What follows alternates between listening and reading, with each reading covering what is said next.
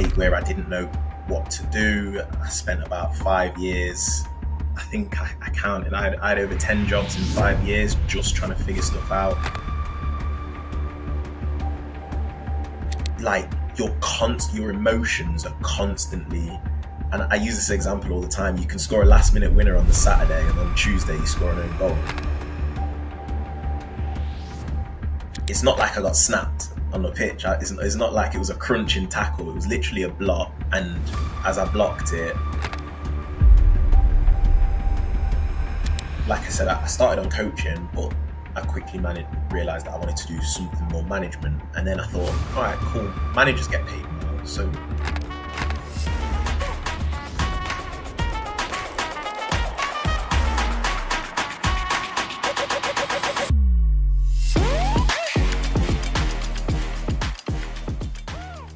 Hello, and thanks for tuning in today. This week's episode is brought to you in conjunction with Upskilled and their mini MBA. If you want to get the skills and knowledge to help move you forward without all of the big expense, then this mini MBA with Upskilled is the right way to go. Follow the link in the show notes and you can get $500 off. Theo, welcome to the Career Clarity Podcast. How are you doing today? Hey Ryan, thanks for having me on. I'm really good, really excited to have a good conversation about a lot of the different things that we're doing. So Yeah, absolutely. And well, actually, I'm just thinking. Actually, last time we did catch up, you were walking around and you were walking the dog, weren't you? So yeah, yeah. I thought I'll for the recording, I'll come inside, have a bit more of a calm environment. yeah. I thought we were going to do it like out on, on location with all the scenery and everything behind you. Yeah, I thought about it. My dog's a little bit crazy. Yeah, that would have been fun next time when we do the maybe revisit. next time. Yeah. Good. Well, look, like we were saying, I'm glad you are excited to be on the show, because those watching and listening really want to probably understand your perspective on all that is really that career transition, that move to, I'll say life after, but we continue to keep fit, but that life after sport and continue to keep moving. So, look, Theo, just let's kick off. Let's just, I suppose, just give me a quick intro and that background about who you are and sort of what you're up to nowadays. Yeah. So my name's Theo Brown. I'm based in Nottingham, UK, and I come from a background of playing elite sports. So I played for Leicester City through the youth team up to 18, didn't get my first pro contract, went into non-league football, got the dreaded knee injury that we all know someone who's had the knee injury. And now, me, I'm that guy. But yeah, I went off and was in a bit of a state where I didn't know what to do. I spent about 5 years. I think I counted. I had over 10 jobs in 5 years just trying to figure stuff out alongside doing a degree before eventually settling on starting my own company, which is Renee House Community Interest Company. We are a social housing provider. I started that with my partner, Tiffany, and we provide housing and support for people who are homeless, vulnerable, single adults and families across Nottingham in order to give them a stepping stone to move on to more secure housing. So in a nutshell, that's what I'm doing. Yeah. But what an interesting nutshell, as you described it, from sport to all those jobs. Definitely want to pick into a little bit of that. But resting just on what you're doing now, that's quite a sort of community-focused cause. Was it something that had been in you all the time? As a youth, you kind of had this sort of passion to operate in that space? I don't think it was immediately obvious to me, but when I look back, my dad is a very community-focused person, and although I didn't grow up with my dad in the household because my parents split up when I was quite young, but I always had a relationship with him, and I was always very aware of his impact in the local community. So he's a very creative guy. He's an author, he's a poet, he's a speaker, he's done all of these different things. He's a pianist, so he's a performer, and he's used all of his talents for searching into like Black history and community, and he's part of the Windrush generation. So I think only when I look back, I realised that that was actually quite a big part of me, but it's only on reflection. Yeah, interesting. Yeah, and on reflection, we sort of see these patterns, but as we go through it, it's not always evident. It just sort of pops up. Well, what is it like running a business with your partner? Yeah, interesting. It's really interesting. I think that other people who are in a similar situation running businesses with their partners will know that it's very difficult to put down work and pick up relationship, and put down relationship and pick up work. I think that's probably the most difficult thing. But I think, yeah, we've got a lot going for us. We were together since 16. We're now both 31. So we were together and we had a lot of ups and downs. We grew a lot together, especially growing from teenagers through early adulthood, and then getting to that point of starting a business. So I think the thing that we both always say is it was a no brainer, because there's nobody in this world that I'd trust more than my partner Tiff. And Yeah, business, you need to, if you're going into business with someone, you need to, as a baseline, you need to be able to trust them. yeah, yeah. You do. I think that trust is vital, and I'll put a loose link towards a team, finding a team cohesion and that sort of chemistry.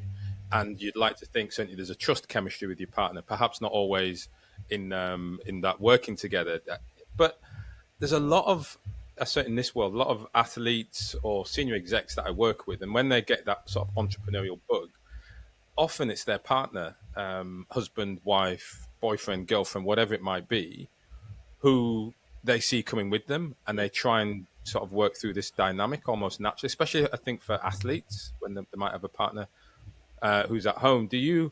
Um, do you have like set roles? As I suppose in a company perspective, and was that something that was intentional or just sort of morphed? So I think you'll find throughout a lot of my answers, things were very much figure it out as we go along. There was no master plan in any of this, whether it's my football journey, the middle bit, or growing the business. It was just put one foot in front of the other. So again, on reflection, it's really obvious now what our roles are. So I do a lot of the back office stuff, the stuff that you don't see. I'm very much a generalist. So I'm interested in a wide range of topics. And obviously I have a couple topics where I go deep into, and I am the specialist in that. But generally I am the person who I can have a knowledgeable conversation about any area of the business. Whereas Tiffany, her experience was a lot more straightforward than mine. Her whole work experience is in health and social care.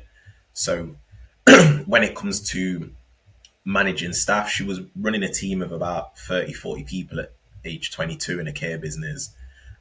So when it comes to managing staff, I don't get anywhere near that. When it comes to managing the support and the help that we provide to the vulnerable adults and families that we house, that's all her part. But yeah, when it comes to finance, back office, legal, anything that you would do in any across any business, marketing like Yeah, that, I get involved in. So right. Yeah, really involved in the fundamental part of running and growing a business, yeah, and she kind of has that well sort of visionary sort of approach. You can see where things are going as well, and had that hands-on experience of team leadership in the right environment. Now, interesting, and we'll probably come back into that. As we step through your world. But let's start from the beginning. Take us, I suppose, back a bit, and I know you speak there of the way the family sort of separated as you grew up, but when you were younger, how important was sport, and where did football sort of start to come in? yeah. So again, I didn't realize it at the start, but actually my mum did really well to get me into a lot of different sport. I remember her. I think the earliest memory I have is her making us go to swimming really young, because she was like, "That's a skill." And obviously, there's this trope about black people can't swim, and I just find it quite funny because that was one of the first things that my mum taught me to do. So yeah, that's then, and I remember going to like different martial arts before football just came for me quite late. I always say that I started football quite late in terms of someone trying to make it through to the professional levels. So I started at around 8 or 9 years old. So Yeah. we would play just kicking about in the back garden with all the kids around my area. But then in terms of joining a team and actually realizing like a structured football match, yeah, I didn't start till yeah like 8 or 9. Hi, I want to take this moment to thank Upskilled and their mini MBA for sponsoring this week's session. One of the great things about their mini MBA is it allows you to gain the skills and knowledge to help propel you that little bit further forward. It gets you understanding the vocabulary in the room and also gives you some of those skills to navigate the corporate career, the government career, or indeed stepping into not for profit. So, big thanks for Upskilled and the mini MBA for sponsoring this week. And hey, check it out. Link in the show notes. You can get $500 off. Do you know it always surprises me how that's considered late. It's mad, isn't it? You know, Yeah. it is. It really is. But but yeah, it for certain sports where skill acquisition is so high, then yeah, we do tend to start really young. I mean, but for me, I look at it as yeah, you get into it at that age. Mm. Yeah, there's probably still other sports that sort of continue around that. Well, but for you, thinking then you're getting into football at that time, at what point did you start to realize I'm good at this? There might be a future. So I was picked up quite quickly. So I think I maybe played 6 months or a year before I got my first trial. That was at Nottingham Forest. Obviously, being from Nottingham, I was playing for a local Nottingham team. I went in to the trial, and I remember, even as a kid, maybe 9 years old, thinking, "Wow, these guys are sick," and I'm out of my depth here. So yeah, I then got picked up about a couple months later by Notts County, the other team in Nottingham, and I went there, got signed, but then I went to the end of that season and their academy folded.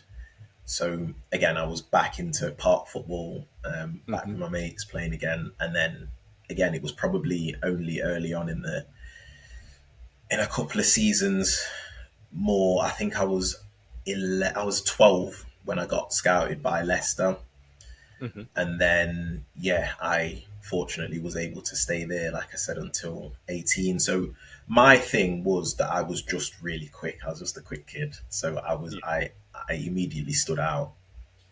yeah. But the problem was that yeah, I wasn't the most technical. You forgot the technical part. Don't forget the ball. This Yeah, is this is the thing. But as a kid, when you're rapid, you don't need the ball. As long as you can kick it in the goal, that's it. absolutely. All you want to do is score. Look, I have to say my probably youngest son is of that sort of ilk. He's just fast, and Yeah. well, I say, but he's fast, and it's like don't get to practice your skills. What for? What for? I don't need that.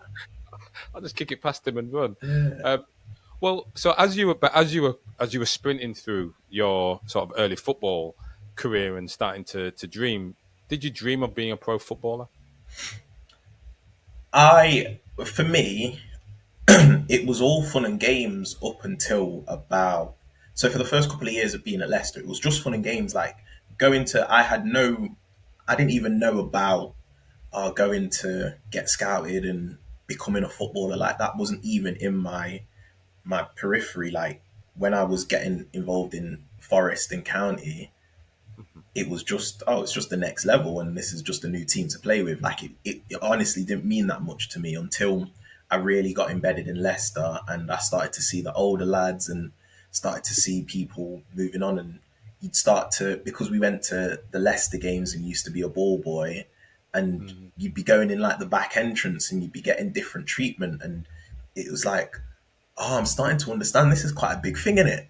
So Sure. it was only when I always refer back to a one-to-one meeting that I had with my coaches at about 14 years old, when they start talking about, obviously in a couple of years you're going to be going for your scholarship, you want to get into the youth team, so you are obviously very quick and it's really effective, but by the time you get to that age, your speed is not going to be enough and you're going to need technique. So that was when I realized I had that decision. And I remember that meeting clear as day, coming out of it thinking, oh, you know what, I've got a real opportunity here.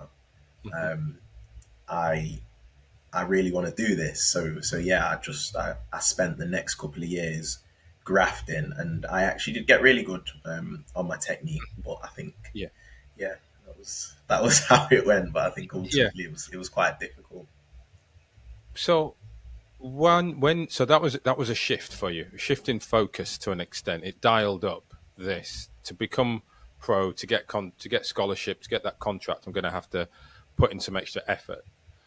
Academically, where did that sit for you? I always say I'm a middle kid, so I wasn't one of them spelling fudge with my GCSE results, but I also wasn't getting straight A stars. I got mostly B's and C's, and Hmm. actually I got one D, which was in sport. because because when I was in year 11, we had one day full in at Leicester, and that was the Hmm. day that I used to do my theory PE. So that clearly had an impact on me. Yes. Yeah, Yeah. doing worse on that. But yeah, So you left academically, school I'm at kind of middle of the 16. road. Yeah, you left school at 16. Yeah. Yeah, and so academically, but I mean, to me, that's you were still working, you were still Mm. doing the work. Yeah, yeah. Yeah, I guess there's perhaps an intellect, but there was something that there was some sort of balance that stuck with you as you went. Then, as you well, in fact, what was it like for you then to be offered the sort of scholarship contract? Yeah, it was really good because I think it was the first time, or one of the biggest early memories I have of committing myself to something, working really really hard for something, and getting my just rewards. So I think I always say, okay, I didn't make it as a footballer, but what Leicester gave me in those 6 years, being in that environment, that high performance, high Mhm. expectations, high pressure environment, it gave me so much Yeah, more. yeah. I'll argue. I'll say you made it as a footballer. You signed. You were doing that for your life. That was your career. Yeah. Um, I've got, and but it's a funny statement. I know it's a bit of a throwaway comment, and me as well. I look at those from my age group who went on to play 300 professional Yeah. games and represent the country and do things like that. Absolutely fine, but it's still at that elite level. So we're Mm. all getting into that. When it's that full time, certainly from a football perspective, it's there. And we see it amongst those who do Olympic, Commonwealth type sports, where well, it's as full time as it can be. It's just that it's Yeah. not professional. Yeah. But you're putting the effort in. But what you did say was really interesting as well around what it taught you. That period, that ability to do that day in day out. How do what do you think those key strengths are, or sort of key, I don't know, values are that you learned from being a footballer through those years? The biggest one that always comes to mind is resilience. Hmm. So you play for the thing about football, and you've mentioned like athletes. So for a lot of athletes, they maybe have that, they work on that Olympic cycle where you're gearing up to every 4 years. This Hmm. is your big moment. Whereas with football, your cycle is so quick. Every single Saturday, and sometimes Saturday, Tuesday, like Yes. when you're getting into that part of the season, like your emotions are constantly, and I use this example all the time. You can score a last minute winner on the Saturday, and on Tuesday you score an own goal, and it's like this managing your emotions of this Mm. constant extreme. You just there's not very many experiences that you can replicate that as a young teenager growing up Hmm. through life, and obviously these are That's right. years that formulate who you become as an adult. Hmm. Yeah. And so that's very much that pressure cooker type of Yeah. environment where, like you say, every couple of days, every few days, you're feeling that. And so when you talk about resilience in this example, sort of break down for me what you mean by that word resilience. So to me, it means it's that thing of winning graciously, but being also a good loser as well. So and applying that to life, because no matter how good you are at anything, you are also going to lose, and stuff is also not going to go your way. And it's managing your own emotions, and also managing other people's emotions, because just because you react in a textbook way, it doesn't mean you have no control over how other people react about situations. So I think that definitely helps me. I feel that I find that along with a couple other experiences in my life make me quite a balanced person. Hmm. Yeah, yeah, that balance, and almost there's a humility, right, that has to come with it because, like you say, you're winning on Saturday, you're losing on Tuesday, and even to an extent, if you're winning and you're on this running winning streak, there's always this, but it's going to end because Mm, no one wins everything all their games in this sport. So it kind of, you do have to stay grounded. When Look, listen, you got into the scholarship, it was a great moment for you, and it was, it was going. Was there a point where you started to feel that this might not continue and you might not be offered another contract, and you'd have to do something else? Did that cross your mind at any point? yeah, yeah, definitely. So I'm always very open and honest about the fact that my first year scholarship was an absolute car crash. It was Why? terrible. So I didn't. I started one game against the bottom of the league, and I played 20 minutes, 15, 20 minutes every game. I was massively out of my depth, and I struggled off the pitch. I struggled socially, like integrating with the lads, because I'm not a typical footballer type. I'm not a Jack the lad. I'm not allowed. I'm not outgoing. I'm not a big personality in the dressing room. I'm very naturally very introverted. If I ain't got nothing to say, I ain't gonna speak, sort of thing. And it's not because I'm moody or whatever. It's just I just and so I just find it very difficult when being a young lad. Though yeah, just a lot of things when just didn't go very well. So at that point, it was quite difficult. And well, look, on this, I always, chat a lot about those transitions, Mm, and yeah, the transition we talk about typically is that one for life after sport, but it always intrigues me about the transitions we make within the sport, yeah. and how we deal with that. And you've just mentioned there this going from schoolboy to full time professional, in a Mm, full time, in a scholarship environment. There, you had challenges on the field, so socially, struggling as well. How did you? How did you? Well, did you cope with it? You've come through it, but how do you reckon you got through that period then? If it was a car crash, as you say. One thing my mum always drove into me, and this is also where the resilience comes from, is that you start things and you finish them. I signed a 2 year contract for this scholarship, so as difficult as it is, I never really. I definitely woke up some mornings like I don't want to go in today because I know it's just about to be a horrible day. But I never really had the thought of wanting to leave or move or quit. It was just so my response was I was the first one in and the last one out.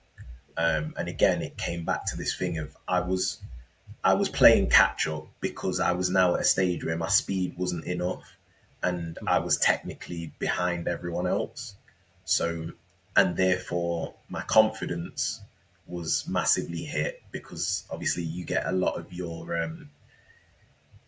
social power within the dynamic of the group from your footballing ability, and I knew that I was behind.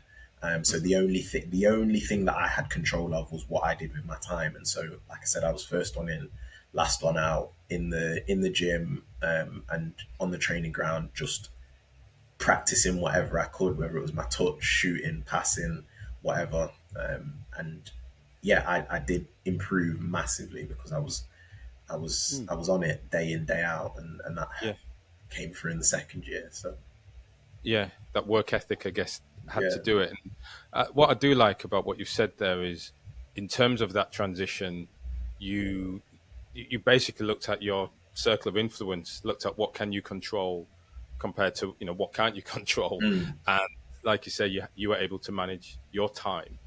And when things were difficult, what you were able to do is say, well, I'll put the work in, I'll get in, and in some respects, it means that no one's then got an excuse to say, well, you're not at the standard you need to be, but you're not putting in the work. yeah, Like you were putting in the effort to get back up there, and you say it turned around a little bit, or turned around to an extent in the second for that second year.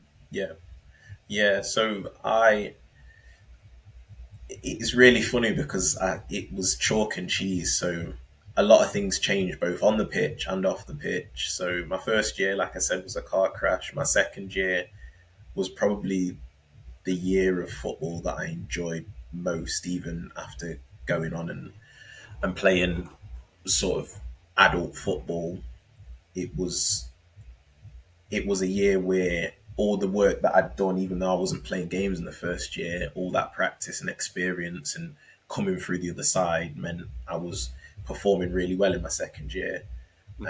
And I also refer back to the social side and off the pitch, which I struggled with a lot. But two lads that I knew from Nottingham were in the year below me, and they moved up into the team. So Okay. because we all lived in a massive house all together, I shared a room with these lads. I knew them, I was comfortable with them, and that helped Mm. me off the pitch.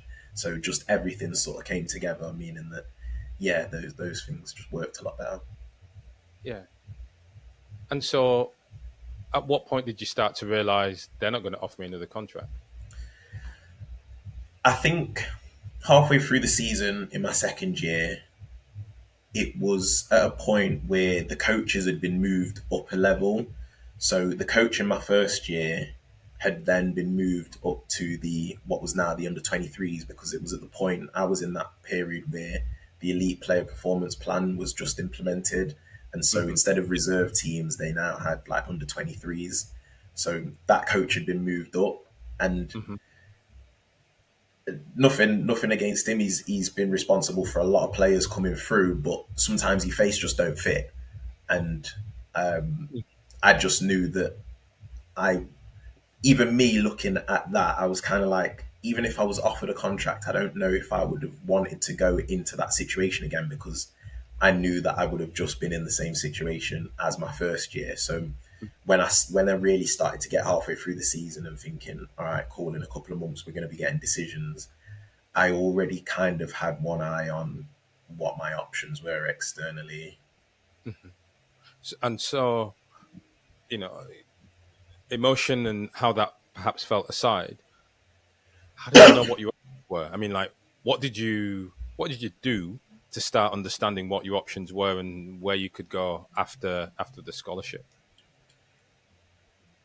So I tried my best, because it was unfortunate that, again, it was at this point that I only started to realize how important agents and connections and knowing people and all of this was. So I probably I had one or two people that I spoke to and reached out to. So obviously, like I said, I came from a family where I didn't really have any knowledge about football and how any of it works. So I tried to meet a few people, and I scrambled around trying to get an agent, but the agents have so many players. I'm just another player. And all right, cool. I'm coming from a good academy, Leicester. It was a Category One academy, top tier.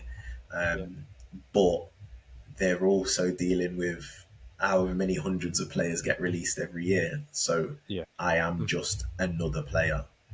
So I never really got anyone who really went to bat for me in that scenario. So yeah, it was again, I was playing catch up. It was too late. right, yeah. And so, what did you do?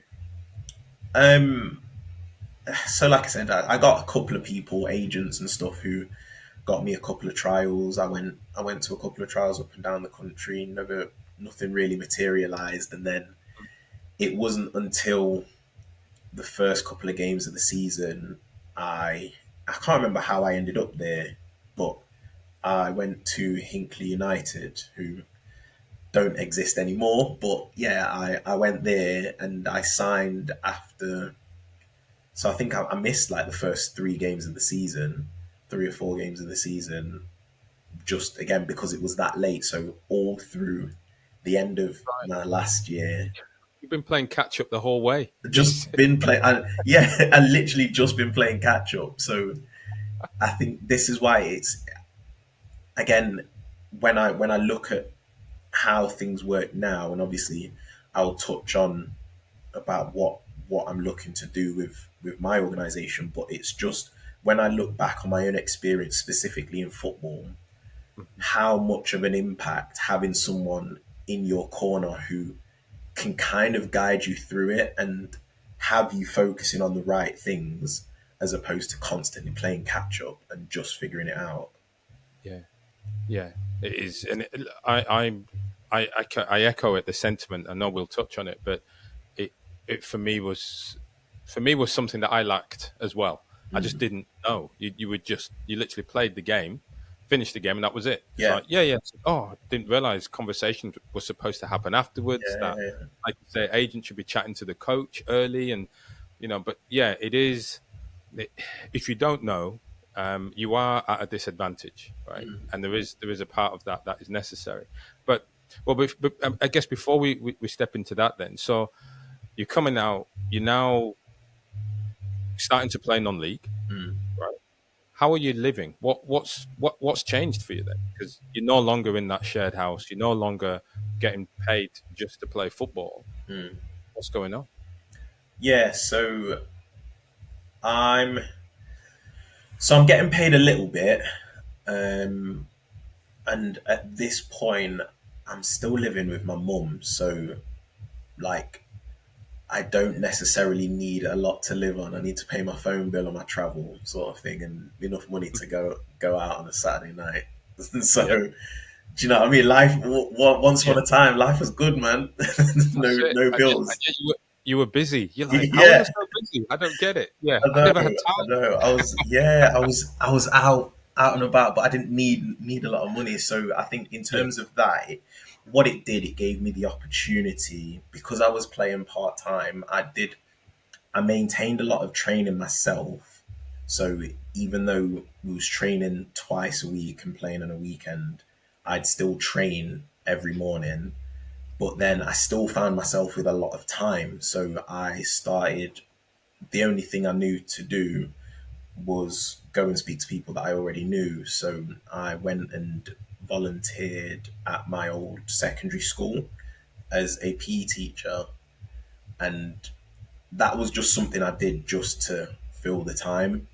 Mhm. And it was quite fortunate that I did that because when I did get the injury, it kind of coincided with me putting more time into that, getting to know people better, which led to a full time job there. So Yeah, yeah, and yeah, you're quite right. It is good. It's quite fortunate in some respects, but yeah, like you were saying, many things you're doing it because you see it, and it's only as we look back that we can recognize, well, that was a good decision. That was lucky, which does make me always think, um, yeah, when we look back, we recognize it was a good decision. Probably was a good decision at the time too. You just didn't realize why, you yeah. know.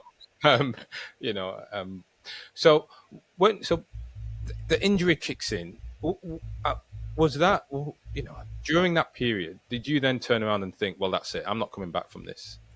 Life is moving on. I got to leave this football stuff behind. No, so it wasn't immediately obvious that it was going to be something like that. So it wasn't even like it's not like I got snapped on the pitch. It's not like it was a crunching tackle. It was literally a block, and as I blocked it, my I went to run off. My knee felt a bit weird, a bit funny. I went down. Physio's come on, and I've tried to run it off, and it's just not feeling right. So I've come off, and by the end of the game, my knees ballooned up. So I've still at this point thought, ah, it's cool. I'm just going to need a couple of weeks off, let the swelling go down and whatever, and build my way back into it. Obviously, being in sport, you get injured all the time. Do you know what I mean? And you ask any pro football, you'll know yourself. You're never 100%. You never play on. You've always got a little niggle, a little ankle, or a little hamstring, or something. You never play 100%. So I didn't think about it, and because it was right at the end, I think it was the second to last game of the season or something like that. So I just kind of thought, oh, it suits me. So it's the end of the season. I've got 6 weeks off, and by the time preseason comes, it'll be fine. But it just wasn't the case, and it wasn't until a year, 6 months down the line when I kept trying to run on it. And because this team was going into administration, they weren't willing to pay for my care. So I was literally just out there waiting for the NHS, and I had no money to pay for it myself. So Yeah. yeah, that process took 2 years. So yeah, What, what was the hardest thing to go through during that period? it was the frustration of knowing that, you know, what was really frustrating is I played my first year in adult football, and it means a lot to me, especially through the turbulent time I had at Leicester. I got the Supporters Player of the Season award, which was, and for me, when I'm playing football, confidence was a massive thing for me. So to have that reassurance, like, this is your first year in football, and you've clearly made an impact, and people notice. And so you want to push on, you want to kick on, and not being able to run around pain free enough to play and just thinking what could have been. Yeah. I Yeah. think that was when it started to dawn on me. Like I say, 6 to 12 months later, where it's like I still can't run without my knee swelling up. That's when it kind of dawned on me. Like, I don't know if this is gonna happen. And when you realized and when you accepted that wasn't going to happen, how did that feel? Um, it, it's tough. It's really tough. I think the only thing that saved me was the fact that I was already doing other things. So if I hadn't been volunteering and going to the school, which led to me having a job, which also led to me being next to the forest training ground, I ended up going there and getting an evening job there doing coaching, and I'd started filling my time with all of this other stuff. I'd looked at going to uni, and so without all of this other stuff to quickly transition from one to the other, I was just sat there in my own thoughts. Then I think I would have struggled a lot more. And so it gave you a bit of, so the fact you were doing stuff beforehand, I guess following your interests in some respects and been there when people made it available to you quite simply. Yeah, Um, did you, at what point, at any point, did you start to formulate all right, football to the side, let's, now here's my career, here's where I want to go. yeah. Um, Pack your bags, let's do this. Um, did you start to get any kind of ideas about where you wanted to do, job, career, study, those types of things? Yeah, so like I mentioned, I went to university. I actually got the place earlier on, but I deferred my start date for a year because I wanted to give my knee this chance to, it's fine, I'll get back into it. And I was like, right, I give myself a year. If I can really get back into it, then I won't go to uni and I'll just focus on football. If I can get obviously back into playing full time. If not, I've got a place there, it's cool, and that's what I'm going to do. So obviously, as we now know, the football, it didn't really get started again. So I then took up my place at university, and I went originally to do sports coaching because, like I said, during that time I'd started coaching at Forest and started doing other little coaching jobs. But it was quite, it became quite apparent to me that I wanted to do more than that. Hmm. I didn't want to be a coach as a career. I enjoyed it, and to this day, I still coach. Like I've coached a women's team for the last 6 years. Like I still enjoy coaching, but as my main source of income, as my career, it Hmm. just didn't. didn't line up. So for you. I went on to sports management, and then through again trial and error, I realized that having a business was the way I wanted to go. Trial and error. What were Yeah. the trials and what were the errors? I guess that's where you start digging into the 10 jobs in, or 10 Yeah. plus jobs in 5 years. I mean, what were you looking for? As in job, or as in deeper than No, that? yeah. Well, I think in the job. So, well, actually, I should say, why? Whose decision was it to make all these leaps? Was it yours or was it the employer? It was a bit of both. I'll be honest, it was a bit of both. um, so I was looking for, what I was looking for? I was looking for that fire. Football was the thing that even in the year that I didn't enjoy myself, I still enjoyed it. And it was the thing where one of the biggest things, again, that first year that was a car crash and was horrible, that it taught me was that if I really want something, I'm the type of person who will put my heart and soul and graft in every minute that God gives me into making that happen. And if I'm going to go through that effort, I need to get paid. Do you know what I mean? Yeah. And Hmm. ultimately, I think that was still that attitude was still a hangover of being a kid coming from an inner city area in Nottingham, in a low income, growing up in a low income household, to them being 14, 15, seeing kids 2 or 3 years older than me driving around in Range Rovers, and Mm. thinking that that was normal behavior. Yeah.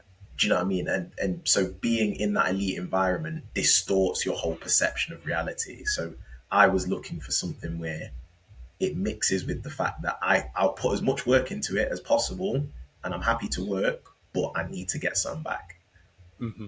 And it's that, and it's the speed with which it comes back. Because in sport, it's well, okay, it's not instant because we talk about you. Well, I say not relatively instant, but you as a first year scholar, you're putting in the effort, but Yeah, you saw the rewards by that second year, so you yeah, could see it. But we still get almost an instant gratification with yeah, sport where you run, you're fast, you duck to the line first and it goes, yeah, well, I won, and the crowd cheers. You're like, great yeah, pass. The crowd yeah. cheers, right? So that bouncing around was you looking for that, like you said, that relatively instant gratification, that link to boom, job, success. Here's the Range Rover, off we go. What, what changed? Is that, does that sound about right? Yeah, but you know what? That was the initial Yeah. position, and that was my initial driver. Definitely my first few jobs where it Hmm. was just like, what one, obviously I need to make money now because I need to survive, and I think at this point further down the line I'd moved out into my own flat, and so now I do have some level of bills and utilities and stuff like that. So there was a level of that, but it was also like it still just came back to those two things. I want to do better for myself, I want to improve my own standard of living, but also I know that I'm willing to work for it and I'm not work shy. So if I was able to be in that situation where I'm waking up every day and absolutely hating this, but I'm still grafting, then whatever I put my time and my career into needs to be something that still gives me that fire where even on the days where it's horrible and I don't want to go into work, I'm still willing to do what's necessary. And with that belief that at some point this is going to pay off. And Yeah. yeah, I just was bounced when I was doing all these different jobs. I just couldn't see how that ultimate bigger payoff of, Hmm. I just couldn't see it. So in coaching, I knew I didn't want to be a first team coach because, again, I just don't. I'm not the right personality to do that. So the most I ever saw myself being was an academy manager, and I still just kind of thought it's going to take me probably 10, 15 years to get to that point. And at Hmm. that point, is that would be the pinnacle of my career? Am I happy with that? And the answer was no. So I had to So keep moving. yes, so you had to keep moving. So when did, well, the current company, Yeah. well, so when did that idea start to kick in? So during uni, I like I said, I started on coaching, but I quickly realized that I wanted to do something more management. And then I thought, all right, cool, managers get paid more, so yeah, I'll do that. But then I realized actually managers are just still another layer in a bigger cog. There's always someone above them. So then I realized, oh, so the business owner is kind of the top of the tree. So why not go for that? And then I started learning more about entrepreneurship and um, property and watching YouTube videos, reading books, and all your standard stuff, rich dad, poor dad, and all of them kind of things. And yeah, But just pausing on that, because I I know the books. I know exactly what you mean. But tell me, what did you get from reading Rich Dad Poor Dad? What did you get from reading these entrepreneurial books? it was it was control. So the biggest downside that I found was that even though I was first one in, last one out at football, if the manager doesn't like you and your face don't fit, it don't matter. So there are so many top players whose careers have been killed off and we don't know their names because they unfortunately had to suffer a season or two under the wrong manager. Whereas you put the right person with the right manager in the right environment. There's so much luck involved and so much stuff outside of your control. And I'm not saying that that problem is totally solved by being a business owner or an entrepreneur, but I just feel like you have a lot more control of Yeah, the direct outcomes. yeah. Which I guess the theme here is, for your year, your car crash year, Mm. you took what was under your control, work harder at what you weren't as good at, Yeah. everybody else, and push yourself forward in that way. Um, doing the studies, controlling, shifting what you were learning about and the trajectory that it was giving you. And then here, when you're thinking about the actual your career choice, it was, well, which ones can you control your destiny? Mm. And that for you was definitely moving towards business ownership, where, yeah, you're right, you're looking for that, what do we say, product market fit, Yeah. where your face fits, but get your product right, get in the right market, and boom, that's where the success starts to come. Mm. Yeah. And your 100%. trial and error was figuring that out. Yeah, yeah, it literally was, and like I say, there was no master plan. I didn't know this is what I wanted to do, but it was that iterative process of this works, but this don't quite work. I like this bit, but I don't like this bit, and each new job, each new thing was Yeah. was a step towards what ultimately became us starting this business. Yeah. Well, as one of the bits I learned was, the chap who told me, he said, yeah, more of what you like and less of what you don't like. Simple as that. Yeah. There you go. Just do It's that, right? Just do that in simple as life. that. So, Renee House, that's something that you and your partner, as you were saying, set up, and this is it? Do you get that sense of control that you were looking for, that we were just talking about then, by running the business in this way? Yes. Yeah. And I Yeah, is the short answer. The the more detailed answer is we've built a company and an environment around ourselves that means that in the main, I only do stuff that I'm the best at. I'm currently still going through a bit of a process of delegating or getting rid of tasks that I'm not the best person to do it, or I don't enjoy doing it, or whatever like that.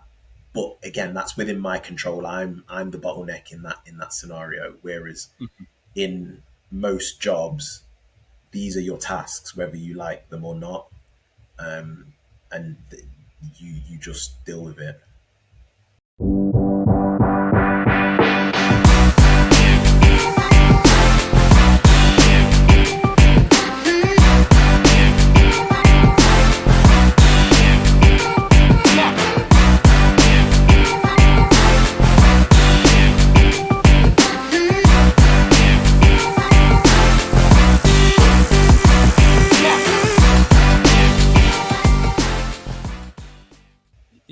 So finding that best, and it's really interesting. You talk about you do it when you're the best at it. Yeah.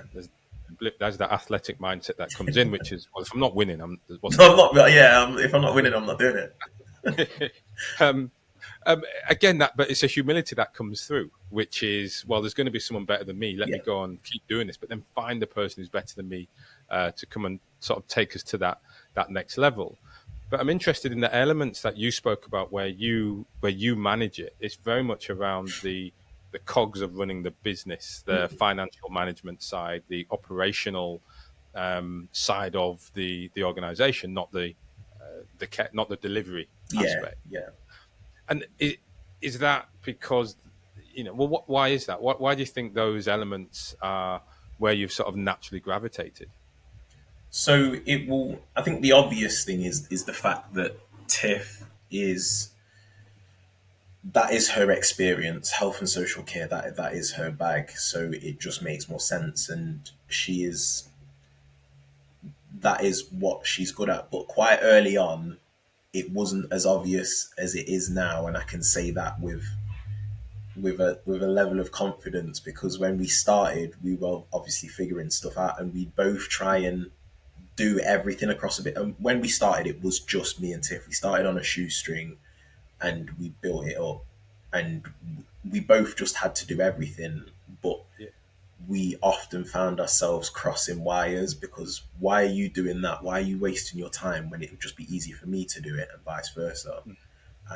yeah, And so yeah, this business would never run if Tiff was controlling the finances, but it would also never run if I was in charge of service delivery. So it's yeah. just that became apparent. Great. Do you know what we should do? We should um, clip this. We should make a short clip and just end it at that Just point. end it, yeah. We wouldn't have a business if she was doing the finances. Cut. There you go. We'll just cut that out. That'll be a good one. No, but it's interesting how you sort of organically just figure these things out. You work through it, but you Yeah, must, well, both, I guess, have this state of mind where it's okay for this trial and error. yeah. Well, your 10 jobs, 5 years working it through, but then that incremental gains really is sort of what you've been doing here. I think the funny thing is, it sounds bad for me. She's actually worse. She had 17 jobs in 7 years. So we both knew this employment thing we is just not for us. And hers was a bit different. She's very moral and very ethical, and she has she sets her own high standards, and again that comes in really well because she drives the business forward in terms of standards and what we want to achieve. But yeah, she, especially in the care sector, because you're so overworked and underpaid, companies cut a lot of corners, and she often found herself like, nah, I'm not being involved in this.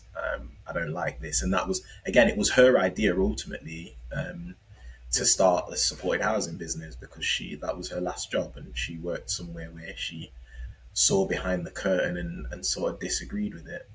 And felt two together could do better Yeah. and take it further. So when you look at your business, you think about younger, you had this dream professional footballer. Now, what's that dream? Good question. So we think about this often, but it, I think ultimately the goal is that we create an organization that it does good. And that seems very simple on the face of it, but we literally had a meeting a couple of days ago, and we were reflecting on the fact that what our business does is we support people who are homeless and vulnerable, and those are the main beneficiaries of the work that we do. But actually, we have such a much deeper impact than that. So, for example, some of the staff that work for us, what you find in this industry is that it attracts a lot of people who have personal experience. So Yeah, a lot of people that work for us may have experienced homelessness or have experienced mental health issues, have experienced drug and alcohol issues. We've got ex-offenders that work for us. We've got a woman that was stuck in a dead end job where she was treated like absolute crap for years, but she had no other options and she didn't even think that she could go anywhere else. And now she's been working for us for the last 5 or 6 months, and she she can't stop smiling about how much she loves the job. Like, and it's it's deeper than what we initially set out to do. So that gives me a massive buzz, but it also it's a situation where I'm also getting what I wanted in the first place, is where it's giving me a platform to build a business to improve my own life, but I'm doing it in a way where I'm having 10x impact on the people around me. So it's not just me winning, because I think that was something that through my trial and error of jobs is what I found, that actually, yes, I want to earn a lot of money and I want to do all of that, but I wasn't willing to do it at the expense of everything around me, because that being able to sleep comfortably at night is important for me. I like my sleep. Yeah, it's like but also a shift in that shift in mentality about who it's for. Playing for yourself, very much as a player, as an athlete, there is that about me type of Yeah, attitude that we need, right? We need that ego in yeah, order to compete. But here, what you're describing as that dream for you and the business is much bigger than that, much bigger than you, and it's like you say, it's doing good, yeah, but for those vulnerable people, and you're starting to see the impact it's having, not just on your livelihood about how you're living your life, but then how it's impacting others as well, not just the customers, but also your team, your yeah. employees. Yeah, it is genuinely really important to me. And you touched on there about, you kind of, you need to have a level of ego in order to make it as an elite anything. Hmm. But in the world of elite sport, there's not there's not many people who don't have a level of, maybe not ego, but at least a level of inner confidence, that, Yes. do you know what I mean? They believe in their own ability. And I think that was the level of, you also need to have a level of selfishness and ruthlessness that I think I probably just didn't have quite enough of it, because I earn more on the side of, do you know what I mean? I want to do well for Yeah. Yeah. myself, but I also want people around me to do well. Yes, yeah. There's a natural community spirit that's actually in there. Yeah. There's when we talk about value, it's not just um, you that gain; it's everyone gains with you, and you all come up together. And again, it's something I can resonate with, and has been said about me. It said, "Yeah, yeah, wanting to do well, but probably focus too much on the performance of others Yeah. to help them improve, and forgetting to look after myself at Yeah. times." And it was like, yeah, yeah, that's true. I'm glad for that now, Yeah. because it's why I'm doing what I do, right?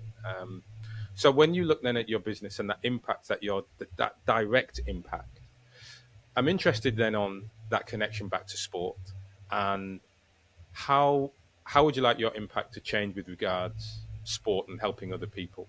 What do you see as what Yeah. is next for you? Yeah. Yeah. So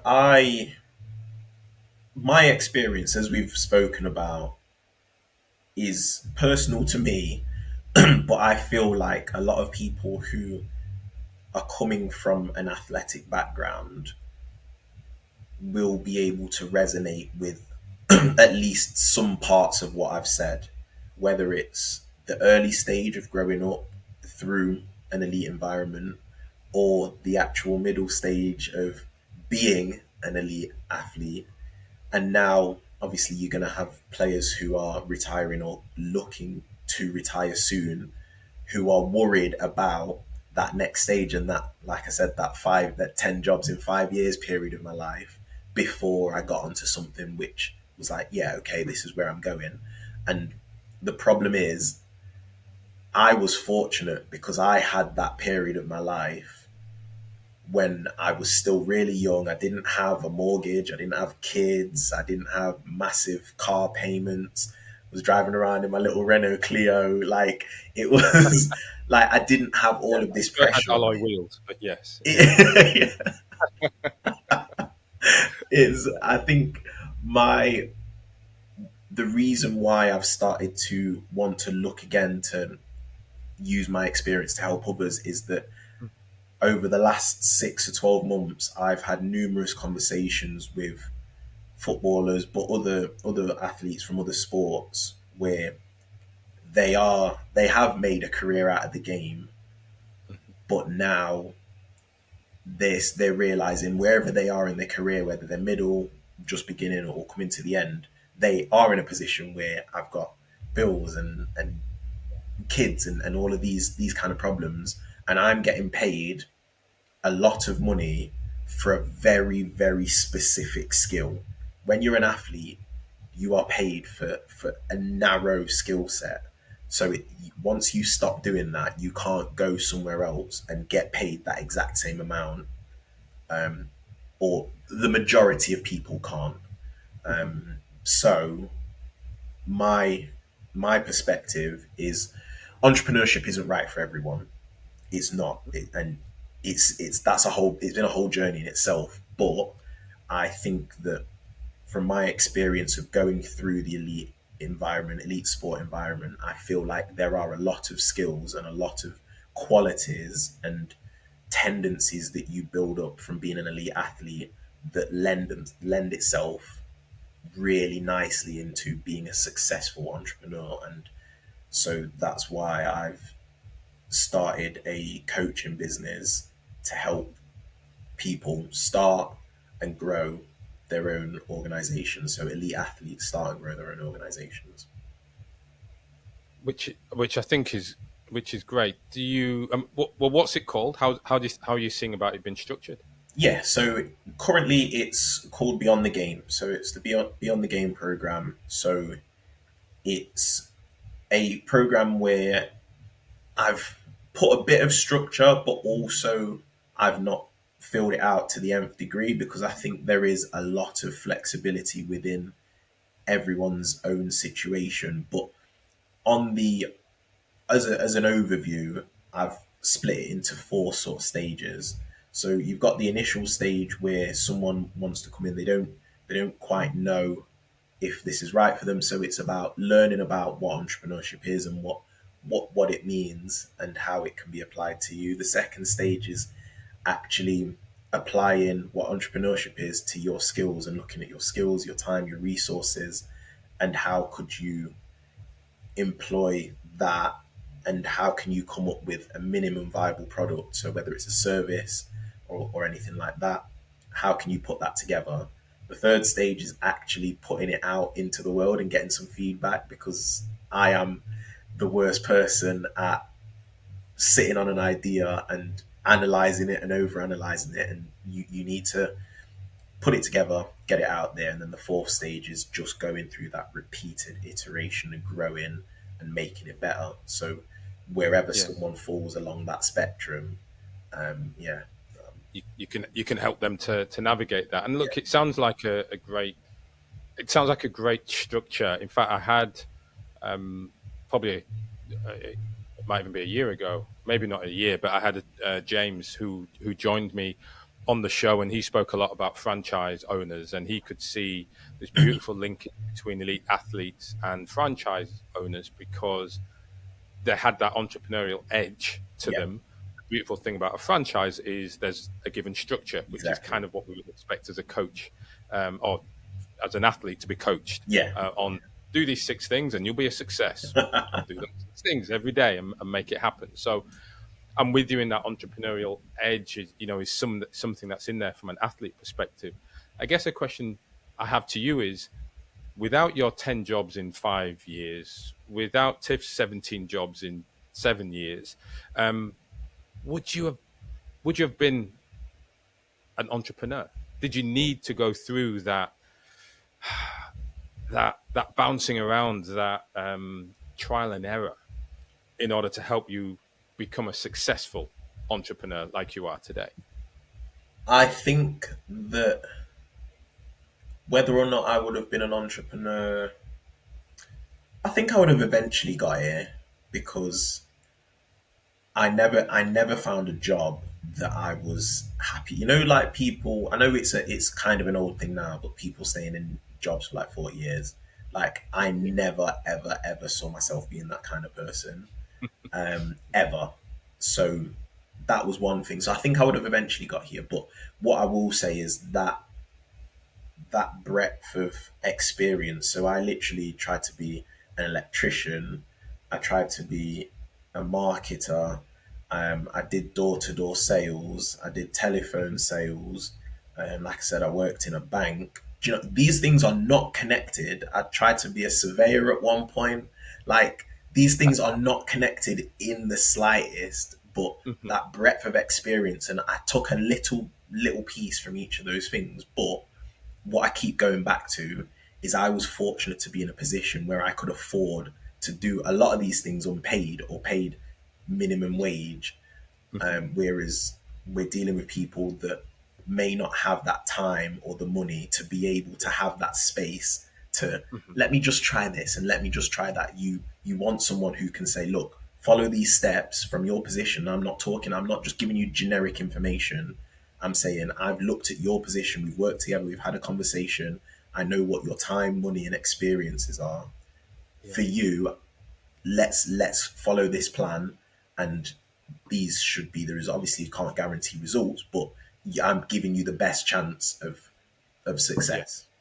I mean, you're distilling your experience, your those jobs, that the emotions, the skills that you learn. You're distilling those skills and knowledge into helping them beyond the Exactly. game and giving them that package to sort of. There's never a shortcut, as I say, but there's a way to perhaps accelerate through, and Exactly. it's helping them to do that, which I think is great. Well, given your experience of people of athletes who want to go into that entrepreneurial journey post sport, what from your experience, what guidance would you give them? The guidance that I always say is, and I've touched on it already. What do you currently have? Where are you at the minute? Because I think that at the minute there's a lot of noise on social media. Like, being an entrepreneur is the new rock star. Do you know what I mean? We now praise Jeff Bezos and Mark Zuckerberg and Elon Musk. Like, these are the new rock stars, where that wasn't the case probably 30, 40 years ago. So there is now a lot of noise of people just giving generic information, but actually it's survivorship bias. You're only hearing from people who made it. So Mhm. they don't know your situation. They're just saying this is what worked for them. Mhm. So actually, what I'm saying is my experience is very wide and varied. And within my business, I do a lot of the stuff that are the skills that need to be across any business. So at the minute, I'm running a social housing business, but put me in, I don't know, any other business, put me in a car sales showroom, I'll know the basics of how to run that business. I won't be a specialist in the cars, but I can run the business. So what I'm saying is, the people that I work with, you need to the most important thing is figuring out what time do you have available, what money do you have available, um, and what skills and experiences do you have available. And you can also probably throw in there what connections, but I'd put that within with resources. Your Yeah. connections are your resource. So they're the three things: time, money, and resources. You need to figure that out, because that will determine what opportunities will give you the best chance of success. Theo, listen, I want to say thanks because it's been an enlightening conversation, getting your perspective on through football to that immediate life after the game, but also where you are now and sort of the impact that you're having on several areas, which is great. I'd probably love to keep chatting about how you're supporting the employees, never mind the beyond the Yeah. game piece. What you've really spoken about are the embracing the fundamentals of business, the fundamentals of entrepreneurship, which isn't usually spoken about. People will normally talk about, I had this great inspirational idea and boom, now I've got everyone following me. What you're saying is, yeah, my partner had the inspirational idea and I'm digging in and learning the fundamental bits of the the the, the processes, the systems, those bits that are repetitive, which again, for a certain type of athlete, yeah, that's actually what they're going to enjoy because Yeah. there's that thing that they can control. So thanks for breaking that down for me and for everyone else. I've really learned a lot. People are going to be watching and listening. They're going to want to get in touch or follow your journey. What's the best place, or where is the best place to do that? Yeah, so you can reach out to me. Like I said, I'm just getting myself out there. So you can find me. I'm most active on LinkedIn. So if you search Theo Brown, TheoBrown, you can go to my website, which is theobrownonline.com. And then on TikTok and Instagram, you'll find me at Theo Brown Online. Wonderful. Listen, Theo, I just got to say massive thanks once again for joining me on the show. Thanks. It's been really enjoyable. Thanks for having me, Ryan.